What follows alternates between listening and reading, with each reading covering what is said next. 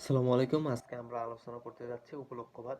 আমরা পূর্বে আলোচনা করেছি ক্রিয়া প্রতিক্রিয়াবাদ। এখন ক্রিয়া প্রতিক্রিয়াবাদের যে দোষ ত্রুটিগুলো রয়েছে তা দূরীকরণের জন্য সাধারণত উপলক্ষ্যবাদ প্রতিষ্ঠা করা হয়। এবং উপলক্ষ্যবাদের প্রতিষ্ঠাতা মূলত দুইজন, একটা হলো যে অর অর্নল্ড জিওল্যাক্স এবং হলো যে নিকোলা মেলব্রা। এই দুইজন সাধারণত উপলক্ষ্যবাদ প্রতিষ্ঠা করেন। এবং উপলক্ষ্যবাদের মূল কথাটা কি সেটা আমরা আগে বোঝার ট্রাই করি।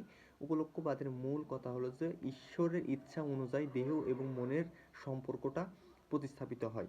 তো তাহলে আমরা বুঝতে পারলাম যে উপলক্ষ্যবাদের মূল কথা। এখন দেহ এবং মনের ক্রিয়া প্রতিক্রিয়া সম্ভব নয়। কেন দেহ এবং মনের ক্রিয়া প্রতিক্রিয়া সম্ভব নয় উপলক্ষ্যবাদে?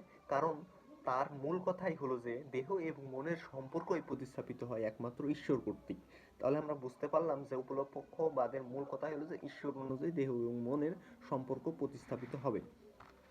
এবং আমরা সাধারণত ইতিপূর্বে আলোচনা করেছি যে ক্রিয়া প্রতিক্রিয়াবাদে আমাদের পিটুইটারি গ্ল্যান্ড বা পিনিয়াল গ্ল্যান্ড যাকে বলা হচ্ছে, পিনিয়াল গ্ল্যান্ড এবং এই অ্যানিমাল স্পিরিট, এই পোষক প্রবণতার সাহায্যেও সাধারণত ক্রিয়া প্রতিক্রিয়া সম্ভব হচ্ছে না। কোথায়? উপলক্ষ্যবাদে। কিন্তু ক্রিয়া প্রতিক্রিয়াবাদেও কিন্তু হচ্ছে। তাহলে উপলক্ষ্যবাদে আমরা এখানে দেখছি যে পিনিয়াল গ্ল্যান্ড বা পোষক প্রবণতার যে ক্রিয়া প্রতিক্রিয়া ঘটে দেহ এবং মনের, সেটা কিন্তু উপলক্ষ্যবাদে সম্ভব নয়। তাই যখন দেহ এবং মনের কোনো কার্যকরণ সম্পর্ক বা কোনো কিছু প্রতিস্থাপিত হয়, সেটা একমাত্র ঈশ্বর কর্তৃক। এমনকি আমাদের বাহুর কোনো দেহের যদি অঙ্গ প্রত্যঙ্গ উপরে থেকে নিচের দিকে ধাবিত করি, সেটাও একমাত্র সাধিত হয় সাধারণত ঈশ্বরের ইচ্ছা অনুযায়ী। এটা আমরা উপলক্ষ্যবাদে বোঝার ট্রাই করলাম। তো মনের ইচ্ছার উপস্থিতি দেহের গতির প্রকাশ উপলক্ষ্য মাত্র। মানে এই কথাটা দ্বারা এটা বোঝানো হচ্ছে যে মনের ইচ্ছার উপস্থিতি, এই মনের যে উপস্থিতি, সেটা দেহের গতির একটি উপলক্ষ্য মাত্র, তবে কারণ নয়। এখানে কারণ বলা হয়নি, কারণ এখানে কার্যকরণ সম্পর্ক একেবারেই নেই। তাহলে এখানে বলা হচ্ছে মনের উপস্থিতি দেহের উপলক্ষ্য মাত্র, কিন্তু কারণ নয়। এই মতবাদ উপলক্ষ্যবাদ নামেই পরিচিত। তো উপলক্ষ্যবাদও কিন্তু সমালোচনার ঊর্ধ্বে নয়, তবে অনেক অনেক দার্শনিক এই বিষয়ে সমালোচনা করেছে। তো আমরা কিছু সমালোচনা দেখে নিই।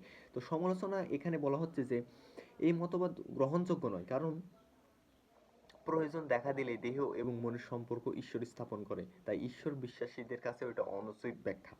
মানে বোঝানো হচ্ছে যে দেহ এবং মনের সম্পর্ক সবসময় যে ঈশ্বর কর্তৃকই বা ঈশ্বরের মনের দ্বারাই সাধারণত স্থাপন করা হবে, এটা গ্রহণযোগ্য ব্যাখ্যা নয়। এজন্য ঈশ্বর বিশ্বাসীরাও এটাকে গ্রহণ করে না। এই মতবাদ ঈশ্বরের দেহ এবং মনের পালনে আহ, ঈশ্বর আদেশ পালনে ব্যস্ত।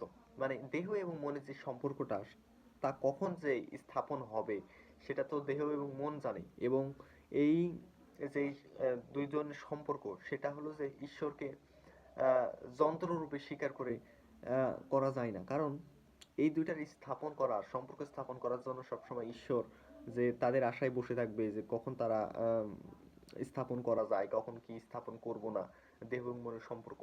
তো ঈশ্বর তো দেহ এবং মনের গোলাম না, তাই না? সো সেক্ষেত্রে এই ব্যাখ্যাটাও সমালোচনার ঊর্ধ্বে নয়।